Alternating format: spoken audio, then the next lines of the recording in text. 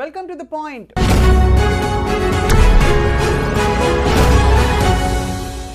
కోల్కతా హత్యాచార ఘటనలో సంజయ్ రాయ్ నిందితుడు అందరికీ తెలుసు యూటర్న్ తీసుకుని నాట్ గిల్టీ అని కోర్టు ముందు చెప్పడం, కానీ సర్కమ్స్టాన్షియల్ ఎవిడెన్స్ అండ్ అలాగే ఫోరెన్సిక్ రిపోర్ట్స్ మరో విధంగా అతన్నే నిందితుడిగా దోషిగా ఎస్టాబ్లిష్ చేయడం, ఇవన్నీ కూడా ఇప్పుడు కొత్త కొత్త చర్చలకి ప్రస్తుతం తెరలేపుతున్నాయి. దేశవ్యాప్తంగా కూడా తీవ్రంగా సంచలనం సృష్టించిన ఈ కేసుకి మరి న్యాయం ఏమిటి, ధర్మం ఏంటి, చట్టం ఏం చెప్తోంది? మనతో పాటు సుప్రీంకోర్టు న్యాయవాది అందరికీ సుపరిచితులు ఆజాద్ గారు ఉన్నారు. కొత్త విషయాలు కొత్త కోణాలు తెలుసుకున్నాం. ఆజాద్ గారు నమస్కారం అండి. ఆజాద్ గారు, చాలా దిగ్భ్రాంతి కలిగించే విషయం ఏంటంటే కొట్టొచ్చినట్టు అక్కడ ఎవిడెన్సెస్ కనిపించిన తర్వాత కూడా ఇవాళ మనం ఏమంటారు, ఒక నిర్దోషికి కూడా శిక్ష పడకూడదనే ఒక నెపంతో ఒక కారణంతో మనం ఇంత దీన్ని సాగదీస్తున్నాం. ఏం జరుగుతుందో చెప్పండి. ఒకటండి, ఇది ఆగస్టు 9 నాడు జరిగిన ఆ రోజు నుంచి బయటపడిన విషయాలు ఏవైతే ఉన్నాయో రోజుకు ఒక కొత్త మలుపు తిరుగుతూ ఉంది. అవును. సో ఇక్కడ సంజయ్ అనే ఆయనకి అసలు ఎలాంటి సంబంధం లేదు అని చెప్పి ఈరోజు చెప్తా ఉన్నారు. కానీ ఆ రోజు ఏంటంటే సీసీ కెమెరాల్లో ఏదైతే అతనే ఉన్నాడు ఎక్కువ. ఇంకోటి ఏంటంటే అతను పోలీస్ కాదు, ఒక సివిక్ నేచర్ ఉన్న వ్యక్తి జనరల్గా. సో అతనికి అసలు యాక్చువల్గా హాస్పిటల్కి సంబంధాలు లేవు.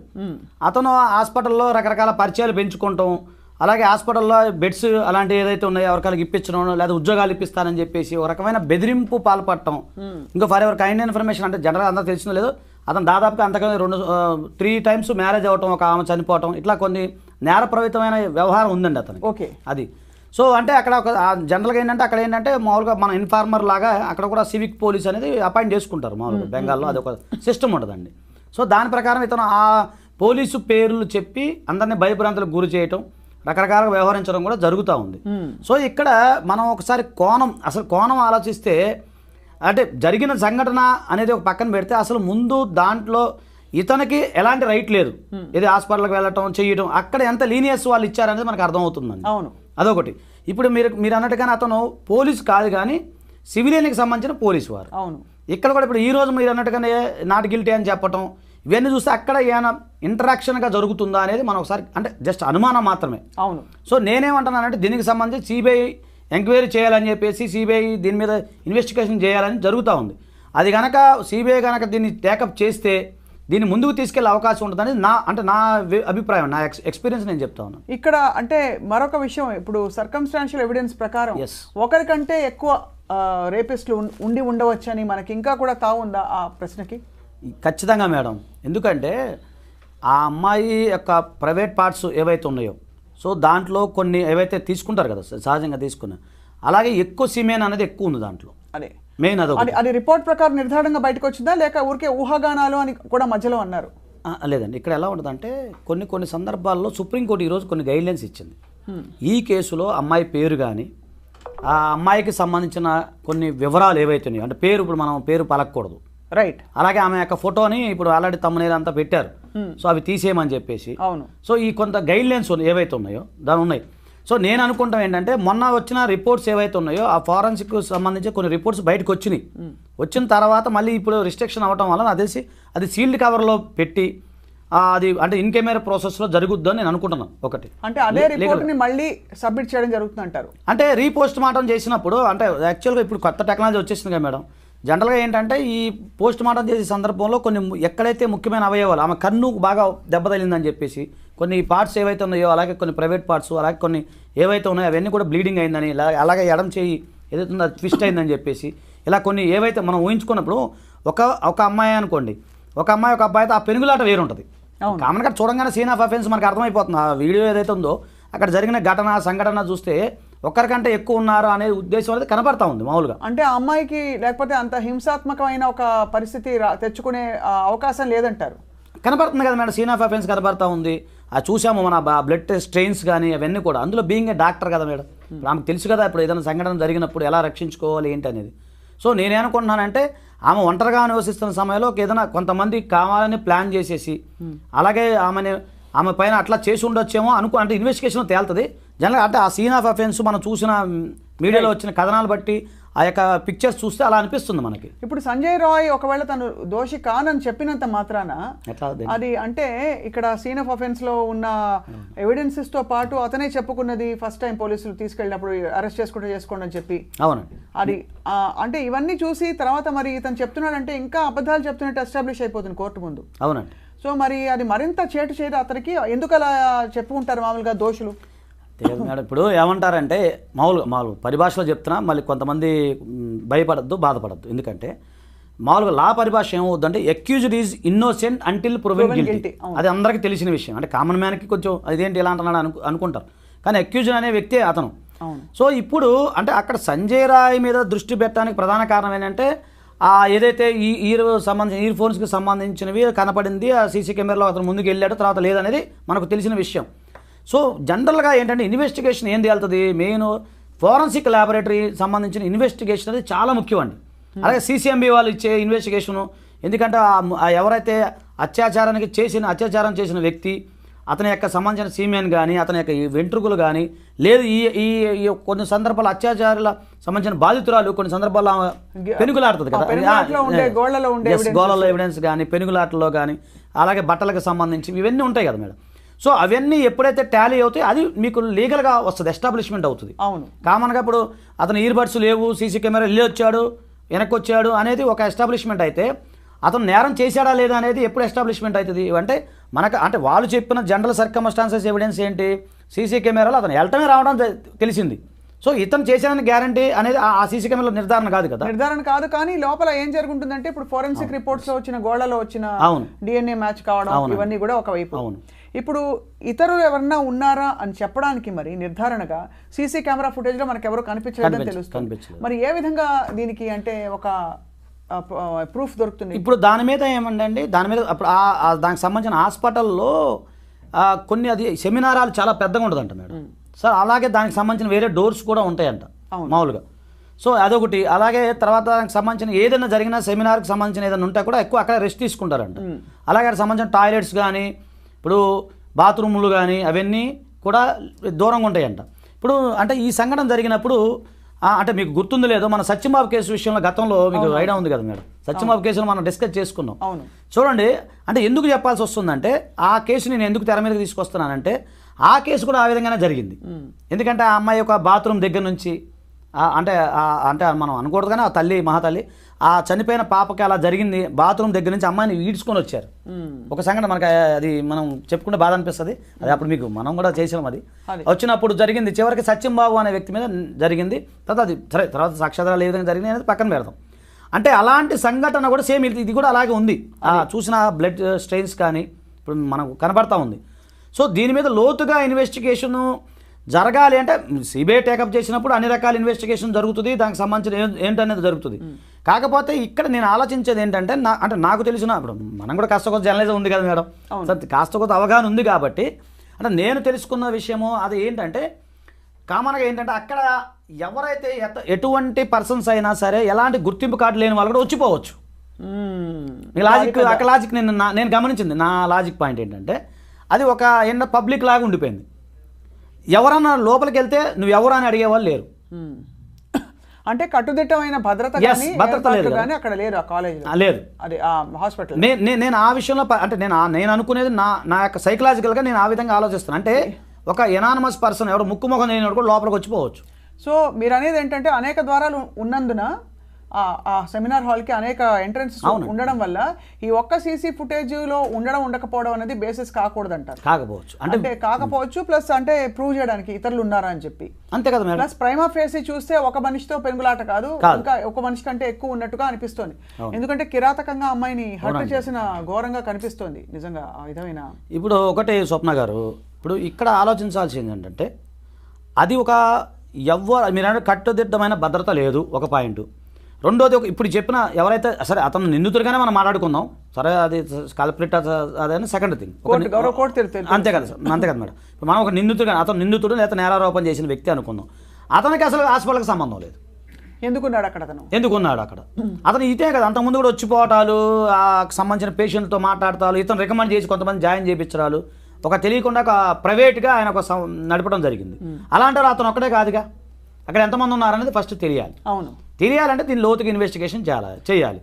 ఇప్పుడు ఏంటంటే ఆ సంబంధించిన ప్రిన్సిపాల్ ఎవరైతే ఉన్నారో ఆయన కూడా ఆ రోజు అంటే మనకు తెలిసిన సమాచారం మేరకు వాళ్ళ తల్లిదండ్రులకి మీ అమ్మాయి సూసైడ్ చేసుకుందని చెప్పి చెప్పడం అంటే ఎంత బాధ్యత రహితంగా ఉన్నాడనేది మనం ఆలోచించాలి. నేను అనేది ఆ కోణం నుంచి తీసుకురావాలి ఫస్ట్. డెఫినెట్ గా. అండ్ ఇక్కడ మాజీ ప్రిన్సిపల్ ఇన్వాల్వ్మెంట్ గురించి కూడా కొంత మాట్లాడుతున్నారు. అది ఊహాగానాలు ఆయన ఊహాగానం అంటే ఊహాగానం అయినా ఆయన పాత్ర ఏముందని ఏముందని అనుకుంటున్నారండి. ఇప్పుడు అదేనండి, ఇప్పుడు జనరల్గా ఏమవుతుందంటే మేడం మొన్నటిదాకా ఇప్పుడు జనరల్గా ప్రిన్సిపాల్ అనే వాళ్ళ కాలేజ్ మీద పట్టు ఉంటుంది, వెళ్ళిపోయిన తర్వాత కూడా వాళ్ళ యొక్క పట్టుని వాళ్ళకి కొంతమంది జనరల్గా అన్ని చోట్ల జరిగేది అది వాళ్ళకి సంబంధించిన అనుచరులు సహచరులు ఎవరో కొలీగ్సో ఇంకా వాళ్ళ మీద పట్టు సాధించడం కోసం అలా కొంత అతను చేసే అవకాశాలు ఉంటాయి. నేనేమంటున్నానంటే ఇప్పుడు ఫస్ట్ ప్రజెంట్ ప్రిన్సిపాల్ అయినా గతంలో చేసిన వాళ్ళు అయినా కూడా ఇదంతా బాధ్యత రాహిత్యమే. ఎందుకంటే ఒక హాస్పిటల్కి వెళ్ళాలి అంటే ఒక ఏదైనా సరే హాస్పిటల్ కాదు ఏదైనా ఎడ్యుకేషన్ ఇన్స్టిట్యూట్ అయినా ఏదైనా సరే ఒక పర్మిషన్ అనేది ఉండాలి, కట్టుదిట్టమైన భద్రత ఉండాలి. ఇప్పుడు ఈ పాప చనిపోయిన ఒక డాక్టర్ అనే కాదు కదా మేడం, పేషెంట్లు కూడా ఉంటారుగా, సహాయ స్థితిలో ఎంతమంది ఉంటారు అక్కడ, ఎవరికైనా జరగచ్చు. ఇక్కడ ఒక చాలా కీలక విషయం ఏంటంటే ఆజాద్ గారు, ఈ అమ్మాయి ప్రీమెడిటేటెడ్గా అంటే ఈ అమ్మాయిని టార్గెట్ చేయాలి అనే ఉద్దేశంతో జరిగిన క్రైమ్గా దీన్ని అభివర్ణించాలా ప్రస్తుతం ఉన్న ఎవిడెన్స్ ప్రకారం? లేదు ఎలాగైతే సాధారణంగా మామూలుగా ఆ టైంలో వాళ్ళకు అనిపించిన ఒక కామాంధుడు ఏంటి ఒక దారుణమైన అత్యాచారానికి పాల్పడి ఆ అమ్మాయి పెనుగులాటలో మరణించడం లాంటి సంఘటనగా దీన్ని భావించాలా? ప్రీమెడిటేటెడ్ అంటే అమ్మాయిని చంపాలని ప్రీ ప్లానింగ్. అలాగే మీరు అన్నట్టుగా అక్కడ ఇది ఎవరికైనా జరుగుండొచ్చు, కానీ ఈ అమ్మాయి స్పెసిఫిక్గా టార్గెట్ అయిందని అనిపిస్తుందా? ఏదైనా కారణం వల్ల, కాలేజ్కి తనకి ఉండే అనుబంధం వల్ల, ఇంకోటో అంటే నేను అనుకుంటాం ఏంటంటే టార్గెట్ కాలేదని నేను అనుకుంటున్నాను మేడం. ఎందుకంటే టార్గెట్ కాలేదు, ఎందుకంటే ఈమె అంటే ఒక వైద్య విద్యార్థిగా ఆమె చేసేది ఏముంటుంది, మేనేజ్మెంట్ అంత గొడవలు అయ్యేది ఏముంటాయి మేడం, ఏముండవు కదా మనకు తెలిసి. ఆమె వచ్చిన డ్యూటీ ఆమె చేసుకుని వెళ్ళిపోతుంది. కాకపోతే నేను అనుకుంటాం ఏంటంటే మామూలుగా ఆమె ఒక్కతే ఒంటరిగా ఉండటం. ఇంకోటి వాళ్ళ పేరెంట్స్ కూడా ఏమంటున్నారంటే నైట్ 11:30కి ఈమె ఫోన్ చేసిందండి ఆ పాప, ఫోన్ చేసి మాట్లాడింది. వాళ్ళ స్టేట్మెంట్ క్లియర్గా ఉంది. 11:30కి మా అమ్మాయి ఫోన్ చేసింది, కొంచెం నలతగా ఉందమ్మా నేను రెస్ట్ తీసుకుంటున్నానని మాకు చెప్పడం జరిగింది. సో ఆ రెస్ట్ తీసుకుంటున్నానని చెప్పారు, 11:30కి మాట్లాడేశారు. వాళ్ళు క్లియర్గా చెప్తున్నారు పేరెంట్స్. సో అంటే ఏంటి అక్కడ అర్థం ఏంటంటే మామూలుగా అంటే నేను అనుకున్నాను పేరెంట్స్తో మాట్లాడింది, ఆమె రెస్ట్ తీసుకుంటుంది. కాకపోతే ఆ సెమినార్ చాలా పెద్దగా ఉంటుందని, తర్వాత ఆ సెమినార్లో వాళ్ళు ఎవరు లేరని చెప్పేసి ఉదయం 9 గంటల దాకా అలా కొలిగి వాళ్ళ ఫ్రెండ్ ఒక ఆమె ఎవరు పట్టించుకోవాలి. అంటే అక్కడ ఏం జరుగుతుంది అనేది నాకు తెలిసి అంతకుముందు కూడా పెద్దగా ఐడియా లేదు. నాకు తెలిసి ఆ సెమినార్లో అందరూ రెస్ట్ తీసుకొని ఉండొచ్చు. ఆ సెమినార్ హాల్లో ఎవరు వస్తున్నారో ఎవరు పోతున్నారో కూడా నాకు తెలిసి అంటే నేను అనుకుంటాను ఆ చెప్పిన ఊహాగానాలు బట్టి. సో అవన్నీ చెప్పిన విషయాన్ని బట్టి నేను అట్లా అనుకుంటున్నాను మేడం. సో ఉదయం ఇలా ఫ్రెండ్ వెళ్ళి ఆమె కూడా మామూలు డోర్ దగ్గరికి వెళ్ళారే ఆమె పడుకుంది, రెస్ట్ తీసుకుంటుంది. అంటే ఇప్పుడు పేరు చెప్పకూడదు కాబట్టి నేను చెప్పట్లేదు. ఆ XYZ అమ్మాయి పడుకుంది, ఆమె మనం డిస్టర్బ్ చేయకూడదని చెప్పి మళ్ళీ వెనక్కి వచ్చిందంట. ఆమె వెనక్కి వచ్చింది వాళ్ళ ఫ్రెండ్, వాళ్ళ క్లోజ్ ఫ్రెండ్ ఒక ఆమె. పడుకుందిలే పాప నైట్ డ్యూటీ చేసినట్టుంది నైట్ అని చెప్పి. అంటే ఏంటి అర్థం ఏంటంటే అది అక్కడ రెస్ట్ రూమ్గా అందరూ వాడుకుంటున్నారని మనకి క్లియర్ అర్థమవుతుంది. సో ఈ సదరు నిందితుడు దోషో వాట్ ఎవర్ నిందితుడు ఈ సంజయ్ రాయ్ అనే వ్యక్తికి ఫలానా టైంకి వెళ్ళి అక్కడ రెస్ట్ తీసుకునే ఒక అలవాటు ఉంది అనే ఒక ఇన్ఫర్మేషన్ అయితే ఉంది. అవునండి, ఇప్పుడు సీసీ కెమెరా బట్టి మనకు అర్థమవుతుంది. అదే సో దాన్ని బట్టే అలా మనం చేసుకోవాలి.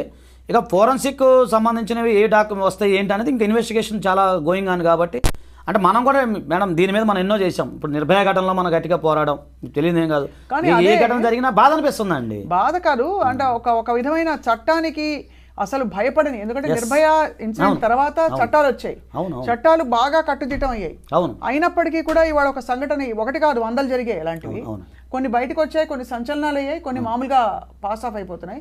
ఏంటి అర్థం అంటే ఇప్పుడు ఒక దోషి లేదో నిందితుడికి ఏదో జరిగిపోతుంది, నా లైఫ్ అండ్ డిస్ట్రాయ్ అయిపోతుంది, చట్టం నా మీద చర్యలు తీసుకుంటుందని ఒక మెసేజ్ వెళ్ళలేదు మేడం. ఒకటి ఏంటంటే BNS చట్టం కూడా వచ్చింది మేడం, అది కూడా నేను చూసాను. దాంట్లో కూడా చాలా కఠినంగా ఉందండి. ఇప్పుడు 63 కానీ ఏదైతే BNS సెక్షన్ మారిపోయినాయి కదా ఇప్పుడు. అవును. సో దాంట్లో కూడా యావజ్జీవ కారాగార శిక్ష ఉంది దీనికి సంబంధించి, అలాగే క్యాపిటల్ పనిష్మెంట్ ఉంది. సో ఇన్నున్నా కూడా వాళ్ళకి భయం అనేది లేదు అనేది నేను అనుకుంటున్నాను. ఫస్ట్ అసలు ఈ సంజయ్ రాయ్ అనే వ్యక్తి అరెస్ట్ అంటే అతను అదుపులోకి తీసుకున్న వెంటనే అతను చాలా నిర్లక్ష్యంగా అంటే అతను ఆల్రెడీ పోలీసు వాళ్ళ గురించి అవగాహన ఉన్న వ్యక్తి కదా మేడం. మామూలుగా జనరల్గా మనం చూసిన దాన్ని బట్టి చూస్తే, అలాగే సివిక్ పోలీస్ అతను. సో అతనికి పరిచయాలు ఉన్నాయి, అవి ఉన్నాయి. నేను చేయలేదని అతను బుకాయిస్తూ ఉన్నాడు మరి అతను. సో ఇన్వెస్టిగేషన్లో అంటే అక్కడ జరిగిన ఘటనలో సంజయ్ రాయ్ ఉన్నాడా, లేదా సంజయ్ రాయ్కి సంబంధించిన స్నేహితులు ఉన్నారా, లేదా సంజయ్ రాయ్ కాకుండా ఇంకెవరు ఉన్నారా అనేది ఆ ఫోరెన్సిక్ ల్యాబొరేటరీలో ఇప్పుడు ప్రజెంట్ అయితే కొంచెం మనకు బయటపడటం కష్టం. అండ్ ఇంకోటి ఇప్పుడు ఆ రోజు సాయంత్రం సంజయ్ రాయ్ వెళ్ళే టైం చూశారు లోపలికి వెళ్ళడం అనేది. బట్ అంతకు ముందు ఎన్నో గంటల ముందైనా సెమినార్ హాల్ తెరిచినప్పుడో ఎప్పుడో సాయంత్రం 4:30కో 5:30కో 6:30కో వ్యక్తులు లోపల వెళ్ళారా లేదా అనే నిర్ధారణ జరిగిందా? అంటే వాళ్ళు చెప్పేది ఒకటే సీసీ కెమెరా ఉంది మేడం ఇక్కడ. ఆ సీసీ కెమెరాలోనే దాంట్లో లేదు, దాంట్లో ఏం లేదు, దాంట్లో ఎవరు లేదు. ఇతను ఒక్కనే వెళ్ళటం రావడం జరిగింది రోజంతా. ఆ రోజంతా కాదు మేడం, సాయంత్రం సమయంలో. ఇప్పుడు జనరల్గా ఏంటంటే 11:30 వరకు, అంటే మనకు వచ్చిన ఇన్ఫర్మేషన్ వరకు ఏంటంటే ఆమె ఎవరైతే చనిపోయిన వ్యక్తి ఎవరైతే ఉన్నారో ఆమె XYZ ఎవరైతే ఉన్నారో ఆమె 11:30 వరకు మామూలుగా ఫ్రీగానే మూవ్ అవుతూనే ఉన్నారు. అంటే అర్థం ఏంటి, ఆ ఫ్రెండ్స్ మాట్లాడటం చేయటం అంతా మనకు కనపడతానే ఉంది. కాకపోతే 11:30 తర్వాతే కదా మనకు జరిగింది ఈ సంఘటన అనేది. ఆ టైంలో చూస్తే ఇతను మాత్రమే కనపడ్డాడు అందులో. అది మనం లెక్క తీసుకోవాలి. ఇప్పుడు 11 గంటలకి 10 గంటలకి, ఇప్పుడు 11:30 దాకా ఆమె అంటే మామూలుగా ఏంటంటే తల్లిదండ్రులతో మాట్లాడింది కాబట్టి ఆమె సేఫ్ ఉన్నట్టు లెక్క. అవును, అంతే కదా మేడం. సో 11:30 తర్వాతే నుంచి మళ్ళీ ఉదయం 9 గంటల లోపు ఏం జరిగింది అనేది ఆ సీసీ ఫుటేజ్లో చూస్తే ఎంతమంది వెళ్ళారు ఏంటనేది అప్పుడు క్లియర్ వస్తుంది. రైట్. సో మొత్తానికి సార్ ఇది చాలా అంటే మరొక సంచలనం అయింది. కానీ దీని నుంచి ఏ తీర్పు వస్తే ఎలాంటి ఎంత త్వరితగతిన ఇన్వెస్టిగేషన్ కొనసాగితే బహుశా ఇది ఒక కేస్ స్టడీ, ఒక మెసేజ్గా వెళ్తుందని మీరు భావిస్తున్నారు? ఖచ్చితంగా అండి, ఇలాంటి జరగకూడదనే కోరుకుందాం మేడం. జీవితంలో ఎవరికి జరగకూడదనే కోరుకుందాం. అంటే కోరుకోవడం వరకు ఓకే సార్, బట్ చట్టపరంగా చర్యలు ఎంత తొందరగా ఎలాంటి శిక్ష పడితే బహుశా ఇలాంటి సంఘటనలకి ఒక డెటరెంట్, అంటే ఒక ఎండింగ్. ఇప్పుడు అదేనండి ఒక్కటండి, ఏదైనా ఇప్పుడు మనం చూసే నిర్భయ ఘటనలు ఉరి తీశారు. ఇప్పుడు జనరల్ క్యాపిటల్ పనిష్మెంటే ఉంటుంది మేడం. సో ఈ ఘటనలో కూడా క్యాపిటల్ పనిష్మెంట్ ఎవరైతే నిందితులు ఉన్నారో వాళ్ళకి పడాలని నేను కోరుకుంటున్నాను. ఇప్పుడు నెక్స్ట్ ఏం జరగబోతోంది? సంజయ్ రాయ్ని మరింతగా ఎలా ప్రశ్నించే అవకాశాలు కనిపిస్తాయి? అంటే ఇప్పుడు ఆ రిపోర్ట్ ఏదైతే ఉందో, ఇప్పుడు మళ్ళీ సుప్రీంకోర్టు వారు ఇన్వాల్వ్మెంట్ అవడం, దాని మీద కొద్దిగా గట్టిగా ఇన్వెస్టిగేషన్ చేయమని చెప్పడం వల్ల నేను కూడా మళ్ళీ రీపోస్ట్ మాట, కానీ దానికి సంబంధించిన మళ్ళీ ఇన్వెస్టిగేషన్ సిబిఐకి కనుక వెళ్తే ఇన్వెస్టిగేషన్ చేసిన తర్వాత సంజయ్ కనుక దోషి అంటే అతనికి క్యాపిటల్ పనిష్మెంట్ వస్తుంది. లేదు ఇంకెవరైనా ఇన్వాల్వ్మెంట్ అయ్యారా? ఇప్పుడు నేరం అనేది 2 రకాలు ఉంటుంది మేడం. నేరాన్ని ప్రోత్సహించడం కూడా నేరమేగా. అవును. సో దీని వెనక ఎవరు ఉన్నారు? ఇప్పుడు మీరు అన్నట్టు మనం అనకూడదు కానీ XYZ ఎవరో ప్రిన్సిపాల్ అన్నారు, లేకపోతే ఇంకెవరో అంటున్నారు. సో వాళ్ళు ఉన్నారా, లేదా ఇంకెవరన్నా గుర్తు తెలియని వ్యక్తులు ఉన్నారా, లేదా అంతకుముందు గతంలో నేరస్తులు ఏమైనా ఉన్నారా? లేదు అలాగే మీరు అన్నట్టు ఒక టార్గెట్, ఈ చనిపోయిన XYZ అమ్మాయి ఎవరైతే ఉన్నారో ఆమెను టార్గెట్ చేయడానికి ఒకవేళ వేరే ఏమైనా వ్యక్తులు ఉన్నారా? ఇవన్నీ కూడా ఏంటంటే ఎంటైర్ ఇన్వెస్టిగేషన్ అనేది కొద్ది రోజుల్లో తేలుతుంది. కాకపోతే ఏంటంటే ఇక్కడ గమనించాల్సింది ఏంటంటే 2 రకాల పద్ధతి. ఒకటి సిబిఐ వాళ్ళు తొందరగా ట్యాకప్ చేసి తొందరగా ఈ ఇన్వెస్టిగేషన్ ఒక భాగము, ట్రయల్ అనేది ఒక భాగం. అదే అక్కడ మనకి లేట్ అయ్యే అవుతుంది. సో దీన్ని ఫాస్ట్ ట్రాక్ తీసుకుని 3 monthsలో 4 monthsలో క్లోజ్ చేస్తారని నేను అనుకుంటున్నాను. గౌరవ సుప్రీంకోర్టు ఒక కమిటీని కూడా వేసింది. అందులో మన నాగేశ్వర రెడ్డి గారు ప్రముఖ వైద్యులు, మన తెలుగు వారు కూడా ఉన్నారు. అంటే అందరూ ప్రముఖులు చాలా సరైన ఒక ఇన్వెస్టిగేషన్కి తోడ్పడతాడు, సహకరిస్తారని చెప్పే వ్యక్తుల్ని మాత్రమే కోర్టు ఎంచుకుంది. సో అయితే మొత్తానికి సార్ ఎప్పటిలోగా తేలుతుంది మీ ఎక్స్‌పీరియన్స్ చెప్పండి. జనరల్గా ఇప్పుడు ఫాస్ట్ ట్రాక్ కోర్టులో ఏంటంటే 3 months నుంచి 6 monthsలో క్లోజ్ చేస్తున్నారు ఇలాంటి కేసులు. తప్పకుండా దీనిలోంచి evidences, whatever evidences available, థరోగా ఇన్వెస్టిగేట్ చేసి దోషులకి నేను ఇన్వెస్టిగేషన్ ఒకటి అయిపోయింది అనుకోండి, అంటే మళ్ళీ దీని గురించి సంబంధించి సిబిఐ వాళ్ళు గట్టిగా ఇన్వెస్టిగేషన్ చేసిన తర్వాత కోర్టు వారికి నివేదిక ఇస్తారు, మామూలుగా రిపోర్ట్ ఇస్తారు. అదే దాని తర్వాత ఇమ్మీడియట్ నాకు తెలిసి ట్రయల్ అంటే స్టార్ట్ అయిపోద్దండి, ఫాస్ట్ ట్రాక్ అవుతుంది నాకు తెలిసి. ఇదైతే ప్రత్యేక కోర్టు కూడా అపాయింట్ చేసే అవకాశాలు ఉన్నాయి. సో దాన్ని బట్టి ఫాస్ట్ ట్రాక్లోనే తొందరగా అయిపోద్దని నేనైతే ఖచ్చితంగా అనుకుంటున్నాను. తప్పకుండా ఇక కాలేజీలకు పంపించే వాళ్ళు చాలా మంది ఇలాగా మెడికల్ కాలేజీలు, అండ్ అలాగే ఆడపిల్లల్ని రాత్రిపూట నైట్ డ్యూటీలు అంటే సామాన్యమైన విషయం కాదు కదండి. ఏ వృత్తిలైనా ఉండొచ్చు, ముఖ్యంగా మేడం ఇలాగా ఇప్పుడు నైట్ డ్యూటీలో ఉండబట్టే కదా ఆవిడ. అవునండి, అవును, అలా జరిగింది. ఇప్పుడు మెయిన్ ఒకటి మేడం, ఇప్పుడు ఏ మాట్లాడుకున్నా కూడా prevention is better than the cure, అదే వాళ్ళు మెడికల్ భాషలోనే చెప్పేది అది. సో బయట వ్యక్తులు అంటే నేను అనుకుంటాం ఏంటంటే ఇదేనే కాదు, ఏ గవర్నమెంట్ కాలేజెస్ అయినా ఎక్కడైనా ఇంకెక్కడైనా కూడా ప్రైవేట్ వ్యక్తులు మ్యాక్సిమం రానివ్వకుండా, ప్రైవేట్ వ్యక్తులకు ఇన్వాల్వ్మెంట్ కాకుండా ఎందుకు ఏమిటి ఎలా అని ప్రశ్నిస్తూ అడుగడుగునా నిఘా పెట్టినప్పుడే కొంచెం ఎంతో కొంత something is better than nothing అయ్యే అవకాశం ఉంటుందనేది నా వ్యక్తిగత అభిప్రాయం. ఎందుకంటే కలకత్తా నగరం మహాప్రాచుర్యం, అందులో ఈ హాస్పిటల్ అంటే ఎప్పుడుదో. సో ఇవన్నీ అక్కడ ఏంటంటే చాలా ఇలాంటి కట్టుదిట్టమైన భద్రత అనేది కొంచెం లోపించడం వల్ల జరిగిందనేది నేను అనుకుంటున్నాను. దురదృష్టం ఏంటంటే ఆజాద్ గారు, మన పరిసరాల్లో ఎప్పుడు ఏ మూలన ఏ సంఘటన జరుగుతుందో అంచనా వేయలేకపోతున్నాం. ఎవరు ఊహించుకుంటారు ఒక పీజీ చదువుతున్న విద్యార్థిని ఇలాగ ఒక హాస్పిటల్ ప్రాంగణంలో, అది కూడా ఇంత అంటే ముఖ్యంగా చదువున్న వాళ్ళందరూ కూడా వీర వనితలు, వాళ్ళకి అన్నీ తెలుసుంటాయి అని ఒక ఎక్స్పెక్టేషన్ ఉంటుంది. కానీ మనం చదువున్న వాళ్ళందరికీ కూడా ఎందుకు అది వర్తించదంటే అందరూ మనం నమ్మకంతో మన పరిసరాలు బాగానే ఉన్నాయనుకుని వెళ్తాను చెప్పి నిత్యం తూటాలు పట్టుకుని లేకపోతే పోలేం కదా మేడం. ఇంకోటి నమ్మకం అండి, మెయిన్ నమ్మకం మేడం. ఆ నమ్మకం మీద ఈ ఎక్కువ జరుగుతుంది. అందుకే ఇవాళ ఈ సంఘటన ఎవరికైనా జరుగుండొచ్చండి, కానీ ఒక మెడికోకి జరగడం అన్నది షాక్ కి గురి చేసింది, చాలా బాధ కలిగించే అంశం. తప్పకుండా దీని పరిష్కారం అతి త్వరలో వస్తుంది కోర్టు పరంగాని కోరుకుందాం. ఆజాద్ గారు ధన్యవాదాలు sir, and thank you all for watching to the point.